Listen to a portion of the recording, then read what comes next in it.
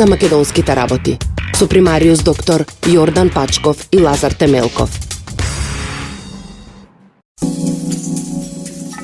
Добро вечер во уште едно издание на емисијата за македонските работи. И за вечерва селектиравме дел од настаните што ја одбележа изминатата седмица.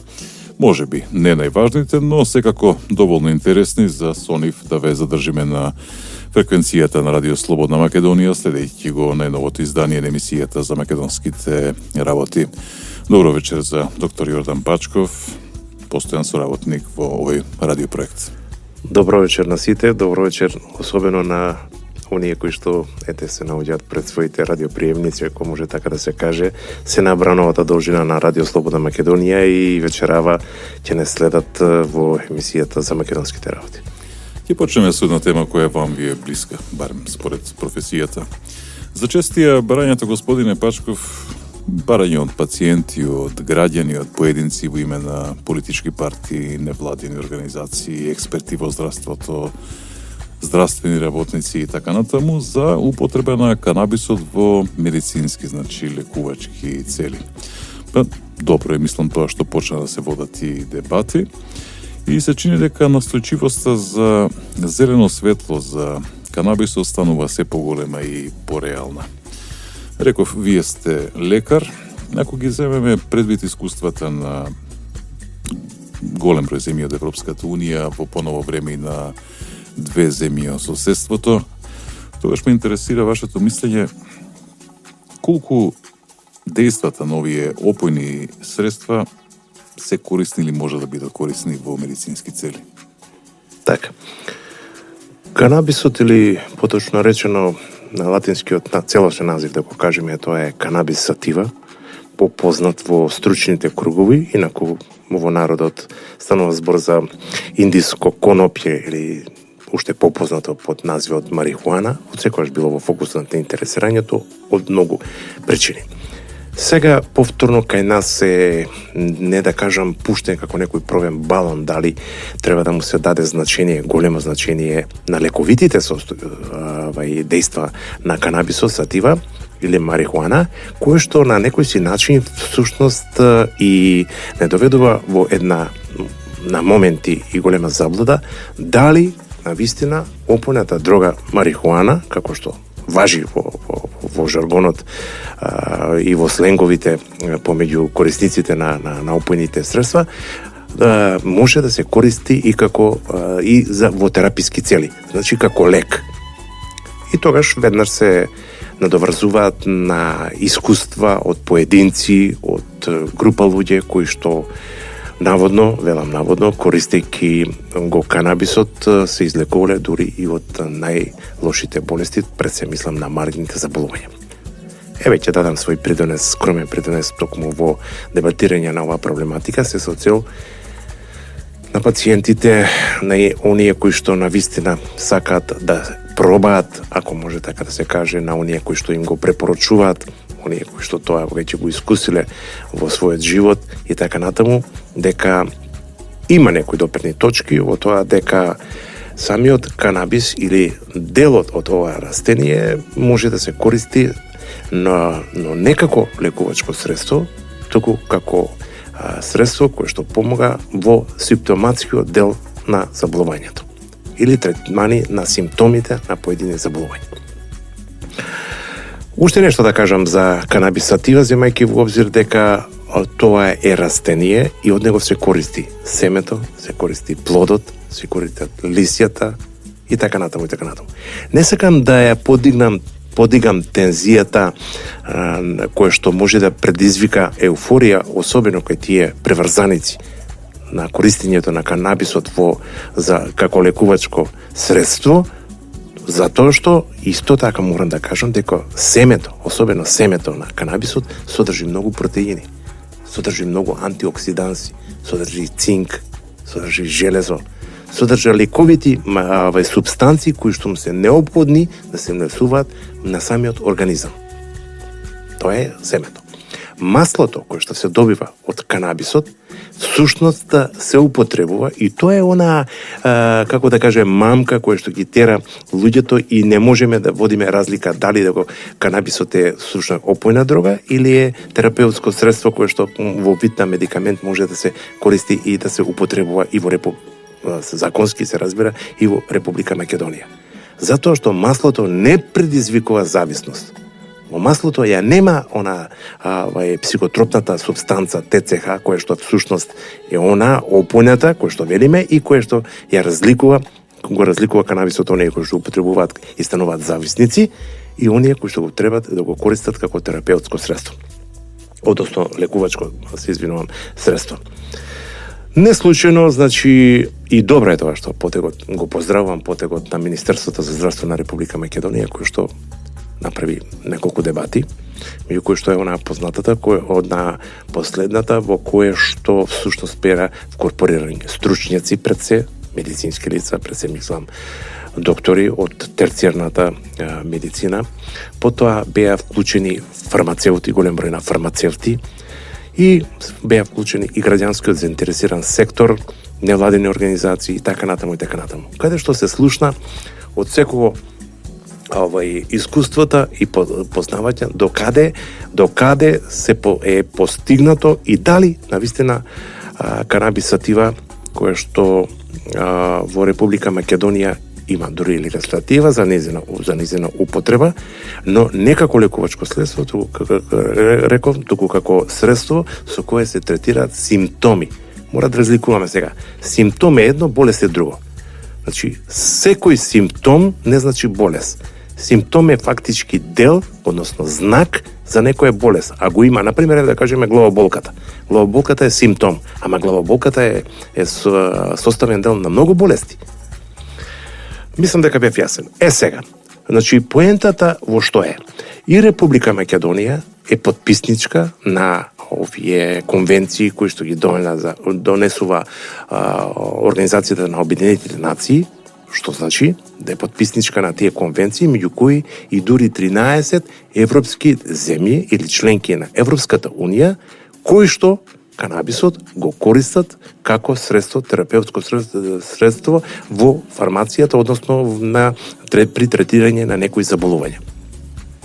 Спомнав за конвенциите, не е лошо да ги спомнаме. Првата беше донесена далечната 1961 година и таа конвенција беше насловена како единствена конвенција на Обединетите нации за опојни дроги.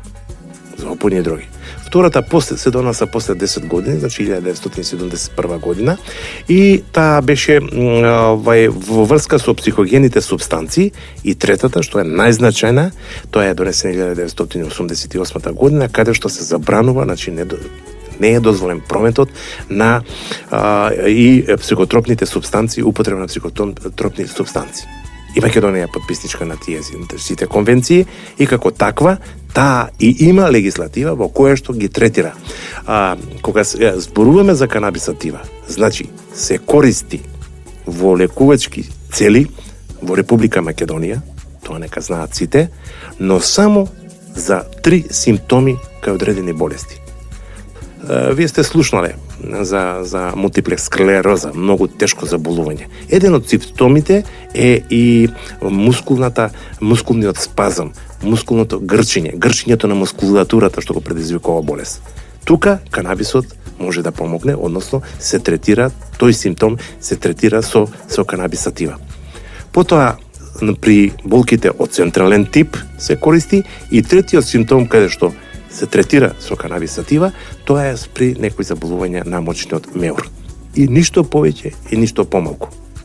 Останувам понатаму, преврзаник на тоа дека овие 3 симптоми се третираат, има резултати, но додека клинички истиот не биде подвргнат на понатамошни испитувања, а вие знаете, за да се донесе еден или да се прогласи лек како медикамент, како средство за лекување на одредена болест, се потребни најмалку 5 години испитувања во фармаколошката индустрија, во институтите на медицинскиот факултет, во компетентните структури кои што допрва треба да го дадат, значи се гледаат индикациите и терапеутските дејства што ги предизвикува тој лек, па дури тогаш да биде прифатен како лек кој што може да се пушти во дрогериите и така натаму.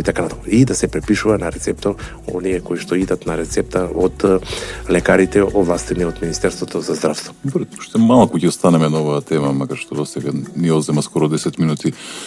Што е тогаш со Словенија и Хрватска? Во Хрватска, на пример, маслото, зборувам за маслото од канабисот, може да се набави, значи контролирано, може да се набави во аптеките. Не можеме да користиме тоа искуство. И да поинаку го поставам прашањето, и во Македонија се почесто во последно време се врзува маслото од канабисот со лекување на малигни болести. Не знам сега дали ги лекува сите. Меѓутоа ме интересира, познавате ли онколог во Македонија кој што ќе рече маслото не може да ја замени хемотерапијата? Во тоа е и поентата. Сите ние се ставаме и себе си, на некој си начин како стручни медицински лица, кои што ваквите искуства ги имаме од контактите со нашите пациенти, а во својата многогодишна пракса сме ги имале многу, меѓу кои што имало и такви кои што спасот во лекувањето на малигните заболувања го бараат токму во канабисот. По искуство токму прочитано на порталите, на интернет, на искуствата од лекување во странство и така натаму. Не само Словенија. Реков ја 13 држави, членки на Европската Унија, помеѓу кои, значи, по вака, како да ги кажам, се Шпанија, Италија, Холандија, Чешка, Романија и така натаму. Сега сите да не ги направам. Тие го имаат како донесено законско решение или закон преточено или, ја би рекол, уредба со кое што се дозволува да се користи маслото за кое што претходно зборував од канабисатива, од марихуаната. А не листовите, односно исушените листови, кои што знаете дека ги пушат корисниците кои потоа стануваат и зависници. Тоа е поентата. Значи треба да се направи градација, треба да се направи диференцијација помеѓу тоа кој дел од канабисатива се користи и за какви цели. Така да, мислам дека и во Република Македонија не би требало да има проблеми со користењето на маслото на канабисатива во терапеутска сврха. За македонските работи со примариус доктор Јордан Пачков и Лазар Темелков.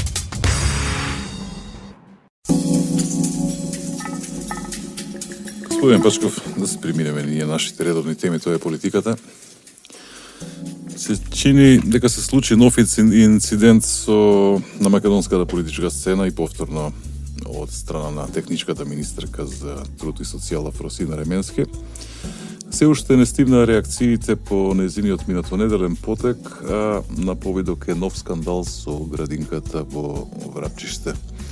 Имате ли одговор што е тоа што ја тера Ременски на правење вакви гафови, инциденти, незнаење, несноѓање во новата функција, или може би ја контролира некоја рака, или не некоја, поточно раката на оној што ја направи министер во владата на Груевски? Па по се изгледа, најверојатно е ова второто, поточно тоа е една алатка во рацете на политичката партија, во овој случај на опозицијата, која што, морам да кажам, не бира средства и начини како да ги омаловажи најпрвин проектите на владата на Република Македонија, на ВМРО ДПМН и едноставно да даде некој си бенефит, односно да искористи некој бенефит или ситни политички поени, кои што во овој случај се минорни и не се за дискусија.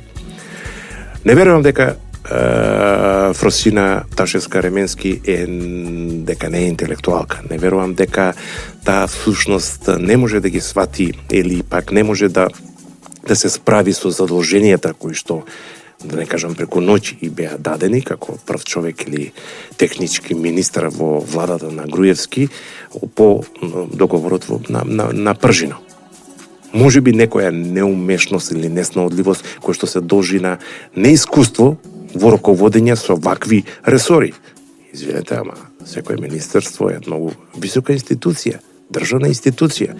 во кое што морате да размислувате пред се на својата поставеност и затоа што не само што се вперени очите на целата јавност во вашите потези, во вашето работење, туку сте одговорни на тоа место кое што го добивате и кое што и треба успешно да го водите. Во овој случај ресорот за труд и социјална политика. Значи народот пред се. Господи Ременски направи за многу кусо време неколку гафови. Хајде да ги спомнеме првите 3 или оние најглавните 3. Веднаш по незиното службено по незиното доваѓање, таа свесно или несвесно побара да биде обезбедувана. Значи лично обезбедување. Сега доаѓа до ова што ние велиме дали тоа е незнаење или неискуство. Ако е незнаење, не смееше да се отповика на уредбата за обезбедување на објекти и на лица, каде што членот 4 од таа уредба децидно кажува кои лица, објекти ќе оставиме на страна, подлегнуваат на обезбедување, лично обезбедување. Тоа е председателот на државата на Република Македонија, председателот на парламентот, односно на собранието на Република Македонија, потоа премиерот или председателот на владата на Република Македонија и 3 министри. Министерот за внатрешни работи, министерот за одбрана и уште еден министер беше како? За правда. Еве, го изомив малку. Значи, и точка. На овој начин што прави Ременска? Ременска, која што треба да му служи на народот, затоа што реков, пак е потенциран. Министерка е на труд, без разлика што е технички, министер, таа е министер на труд и социјална работа. Наместо да работи за народот, таа ќе се брани од кого? Повторно од народот. Малку парадоксално, но еве, го користам ова да го кажам, затоа што ваквите гафови не се својствени за едни видни личности, за првите луѓе, особено во ресорот министерство. Втората поента на која што таа падна, или поточно речено гаф, ама тоа веќе е добро пресметан гаф, е вработување или поточно речено декларирање на дека во министерството е вработена личност која што нема никакви докази за таквото нешто, подпишан договор на неопределено работно време на едно многу суптилно место, а тоа е на контрола на одговорите на прашањата на социјалните, ранливите групи, ако сакате да кажете пензионерите и така натаму, со еден збор на граѓаните кои што ги барат од Министерството за труд и социјална политика. Значи контрола врз едно што се случува со можност на нејзино право да прави тријажа кои одговори ќе бидат возвратени, а кои не. Кои ја одговараат на политичката партија на опозицијата, кои не. И третиот гаф што го спомнате, тоа е Врапчиште, скоро беше тоа во текот на неделата, кога даде зелено светло за отварање на градинка која што не ги исполнува, ама минималните технички услови. Градинка која што нема кујна, градинка која што нема собствен влез, туку се меша со влезот за учениците во тоа училиште и многу други недоречености, за да тој гаф уште еднаш му стави фил на торта, а тоа е незиното недоаѓање на отварањето на градинката, на кое што беа поканети и присуствува еминентни лица од светот на политиката и општествениот живот во Република Македонија. Господин Пачков, ќе направиме куса пауза и продолжуваме со разговорот. За македонските работи со примариус доктор Јордан Пачков и Лазар Темелков. Добро дојдовте назад во студиото на Радио Слободна Македонија во емисијата за македонските работи. Господине Пачков, и Зоран Заев почна да прави роучува, но многу поразлични од оние на Груевски и неговиот економски тим во владата. Заев оди по Балканот, по Европа и шири нешто што тој вели или сака да биде вистината за Македонија. Таа негова вистина не помина добро во Словенија, но она што е многу посимптоматично е гостувањето на Зоран Заев во институтот, ќе мора да го прочитам, пошто бидејќи не се сеќавам добро на името, Меѓународниот институт за блискоисточни и балкански студии, скратено ИФИМЕС. Разговаравме пред емисијата и знам дека знаете што е ИФИМЕС, кој стои за него и кои се целите. Па добро го забележавте од една и единствена причина. Каде може да иде лидерот на опозиционата партија? без разлика јас велам, дали е ефимес, дали тој има некои, како да кажам, политички петна зад себе, дамки, под наводници, знак наводници кажано и така натаму, чиви интереси застапува.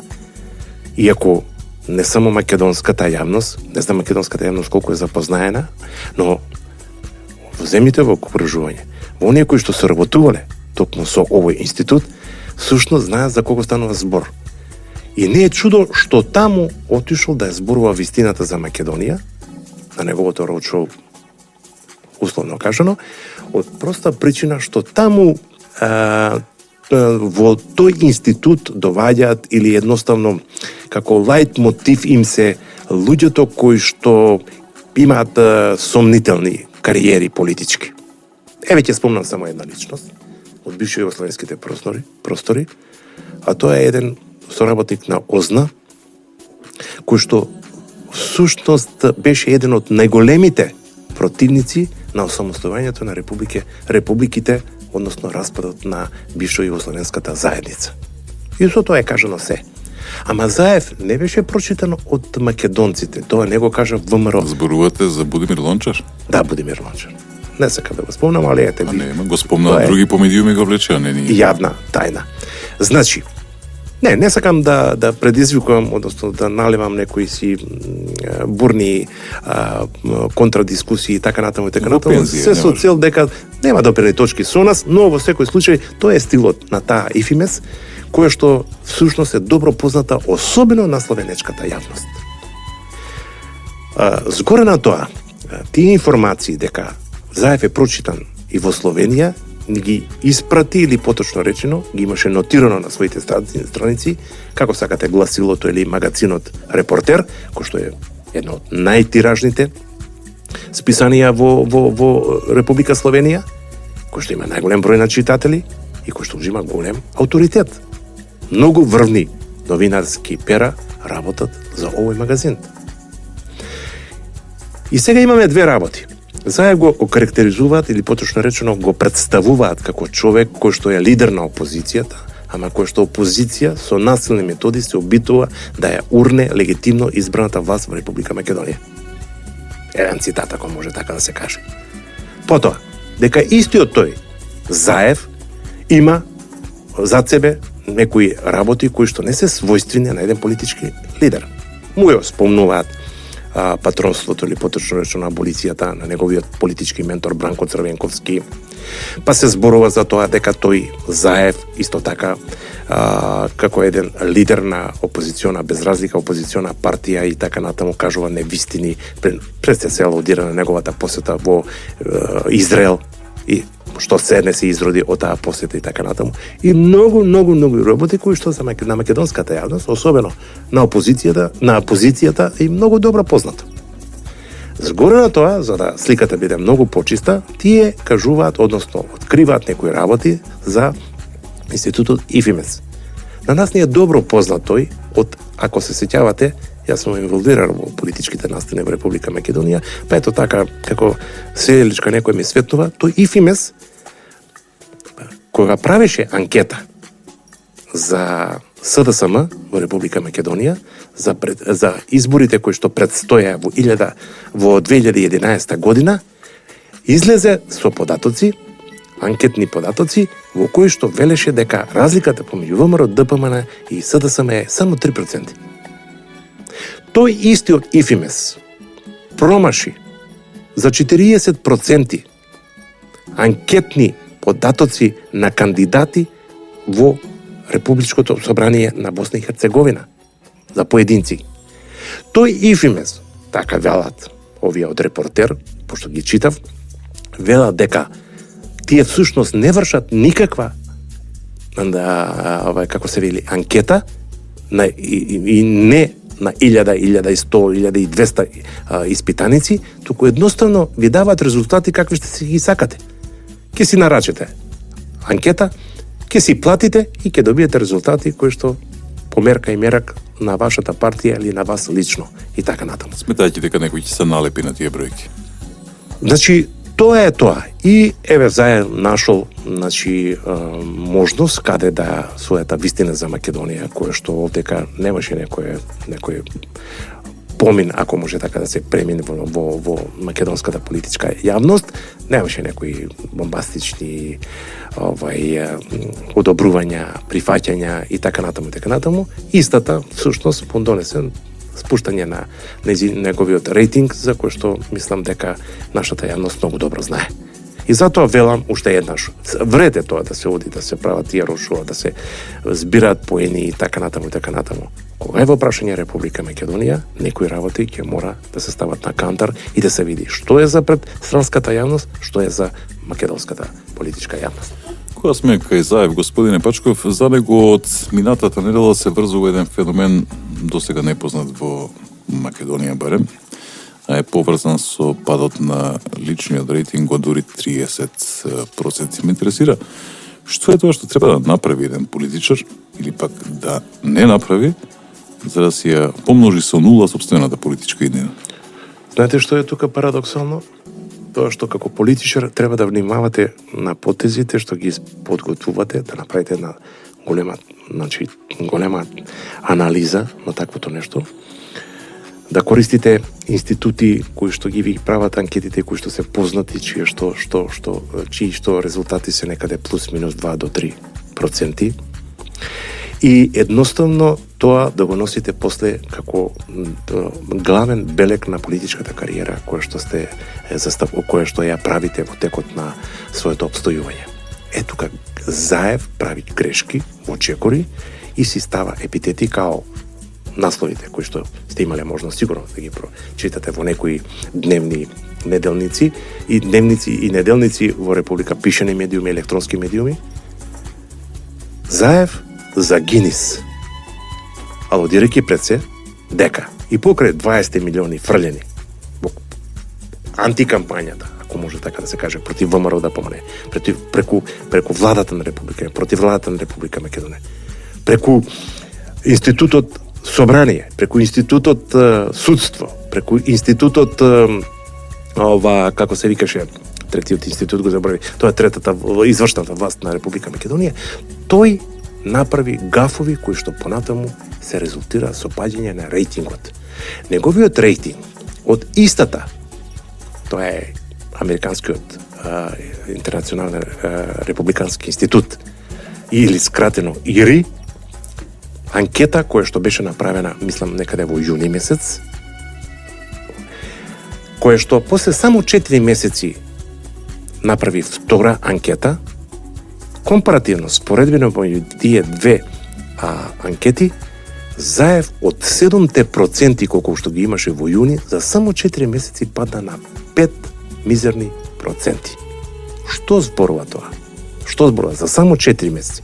Многу од политички аналитичари веднаш потрчаат да го споредуваат со некој случај таков како во некои други земји, например, да кажеме.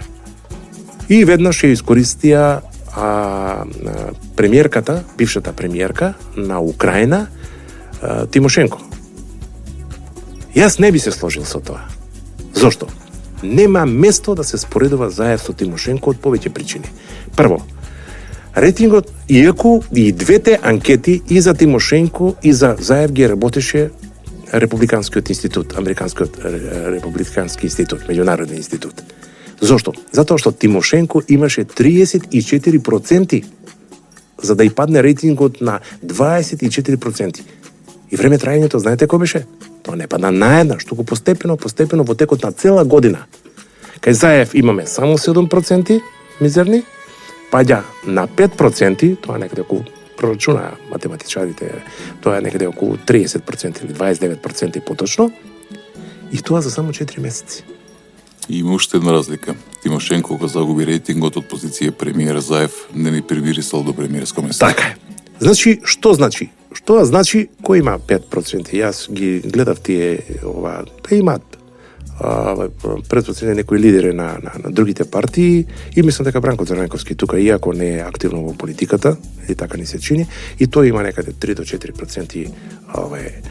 Значи, Заев кој што води активна политика во Република Македонија, на плуралистичката сцена присутен особено вниманието и заложништвото што ја зема македонската јавност во заложништво со неговите така наречени прислушкувани разговори со пучот и така натаму, наместо да го покачи рейтингот, како што и очекуваше, тој падна на само 5%. Но прашањето е во нешто друго. На што се должи падот на неговиот рейтинг? Вие знаете. Ајде прво да кажам омаловажување на Министерството за внатрешни работи. Со тоа што, знаете што ни се случи на 9 и 10 мај во Куманово, во населбата Дива населје, во Куманово. Наместо, тој беше присутен утредента или односно кога се смири ситуацијата, наместо да отиде на отворената книга за жалост, да се потпише и да одаде почит на бранителите на македонската демократија, на Македонија во тоа време, 8 жртви, млади полицајци, тој правеше селфи со дел од граѓанството во населба Диво населје. Друго, знаете Заев како настапуваше на државната телевизија на Косово? Кога зборуваше дека зошто неговата ќерка да не учи во градинката албански јазик. Што значи тоа? Повеќе за федерализација? Вие знаете дека неговиот рейтинг не го намалува само самиот Заев со неговите гафови. Да не зборувам ова што беше во Израел и така натаму. Ајде го ставиме малку намира човекот. Туку и неговите презентери на неговата политика. Фрчковски залагаше уште понапред, па сега повторно ја возобнови идејата за албанец премиер на Република Македонија. Као, зошто да не? Јас велам зошто да не, ама не е сега моментот. Колку сме ние во Македонија, колку се албанците и така натаму. Геровски, со неговите надписи, каде што македонскиот народ го прави, да не ги користам тие вулгарни изрази и така натаму, и кој што повторно ја оживеа идејата за федерализација. Зошто да не се дискутира, неговите надписи беа за федерализација. И многу гафови и потези непринципиелни кои што ги прават тие кои што во името на Заев и во името на СДСМ настапуваат на политичката сцена. Дали во СДСМ, се прашувам, нема координација или пак Заев не е можен да го контролира сето она што треба да иде во јавноста, како да се настапува и каде се треба да се бараат каде да се бара добитната комбинација, да се покачи што е можно рейтингот, затоа што 5 месеци многу брзо ќе поминат до 24 април. А знаете, во Република Македонија, ниту американците, ниту странскиот фактор нека не се занесуваат, не ни ја крои судбината. Македонскиот народ, тој кој што ќе каже кому ќе го повери кормилото на така наречениот брод Македонија, што често пати го користам, предсјалодирајќи дека тој брод веќе плови по бурните води кои што беа предизвикани од нас самите, ајде да кажам македонци. Правиме уште една пауза и продолжуваме со емисијата. За македонските работи со примариус доктор Јордан Пачков и Лазар Темелков. Повторно сме назад во студиото на Радио Слободна Македонија со емисијата за македонските работи. Со мене доктор Јордан Пачков, понашен пратеник во Македонското собрание. Пачков, често пати велам дека повеќе ништо не може да ме изненади, па се случува нешто што ме девантира. А таков и следниот случај со објавениот текст во еден портал Патем, финансиран од Сорос, во кој се промовираат ЛГБТ вредности. Се вредности со наводници, нормално ме разбирате, за децата. Искрено да кажам, бев фрапиран. Повторно ќе кажам, мојата колумна Кво валис Македонијо, како некој визионер не, ама ги имам начнато многоте вакви девијантни појави кои што ни се случуваат. За мене девијантно. Се извинувам на оние кои што се и припадници кои што се наиста бранува должна со ЛГБТ заедницата во Република Македонија. Ја немам ништо против нив, искрено да ви кажам.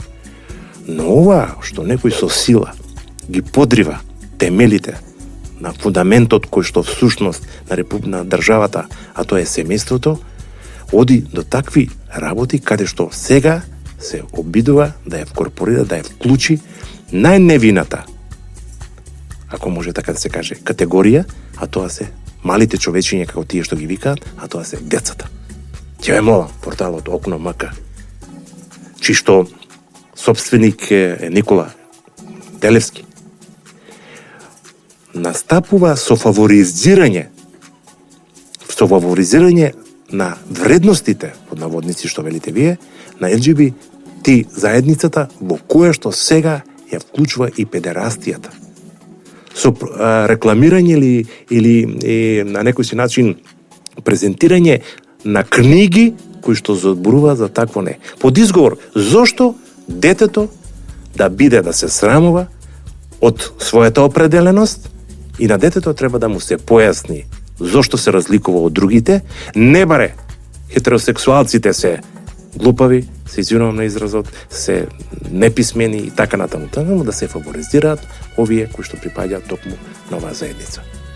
Али децата да се вклучат во такво нешто, со рекламни книги. Па вие самите знаете колку проблеми имавме да го вкорпорираме во образованието, да го видиме предметот за сексуалната ориентираност, за сексот кај децата, кои што треба да знаат, ако не друго, анатомски за своите органи, за своите физиолошки потреби и така натаму и така натаму.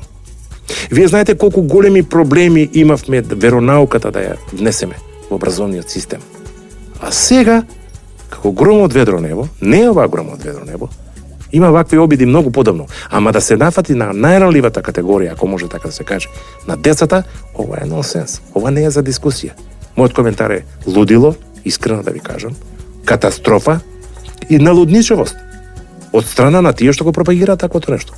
Не сакам ни името да го спомнам на новинарката или на авторот на текстот, ќе ве молам, кој што се обидува да ги подрива вредностите, како што реков, на семејството, па кај нас еднаш за секогаш и на скоро, да не кажам скоро, али во овој парламентарен состав се донесе дефиницијата, законски. Брак всушност е заедница помеѓу маж и жена, точка.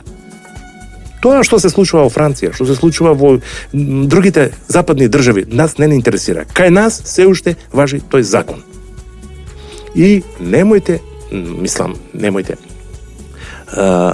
се плашам, искрено да ви кажам, се плашам, ќе се барат после дебати, па ќе се барат разговори, вие знаете кој се учествува во таквите некои работи и така натаму. Немојте да ја подривате традиционалната основа врз која што е формирање семејството.